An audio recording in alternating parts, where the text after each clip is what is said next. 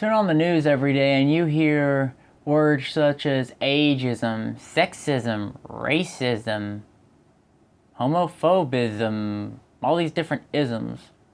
Well, how about victimism?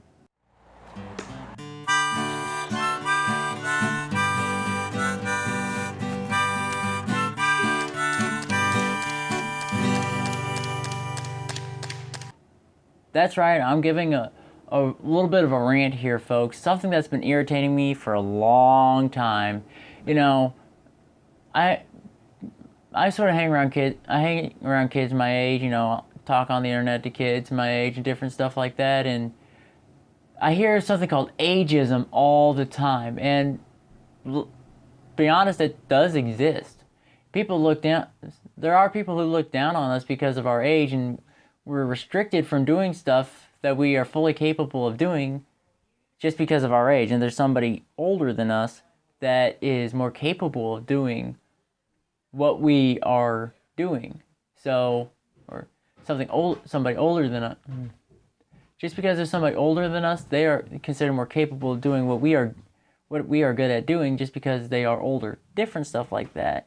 And you listen to the political realm all over the place, and you hear such as racism, sexism, all that different stuff, and all these isms that are just irritating to me.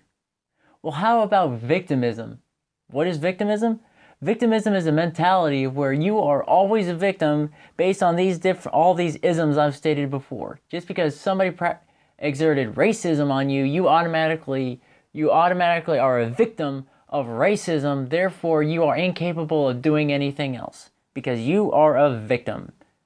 That's right, this goes on all around us, and it annoys me and infuriates me to no end because people don't see how they limit themselves to all these different ideologies that are around them, and they don't, quite frankly, they don't man up, take their responsibilities, take the hits, and make something out of their lives.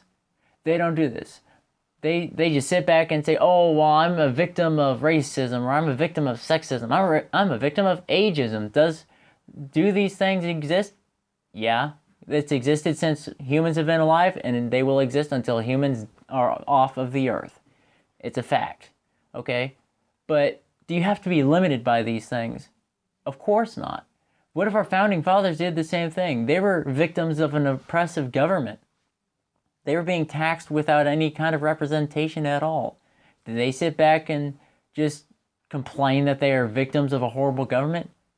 For a little bit, yes. But then they finally took up arms and did something about it. You can't stay a victim. If you practice victimism for too long, you stay a victim and you do not become successful at all. You might get a radio show or, get famous on television for complaining, all that stuff. YouTube is great. It's a great place to complain about stuff. But other than that, will you be successful? No.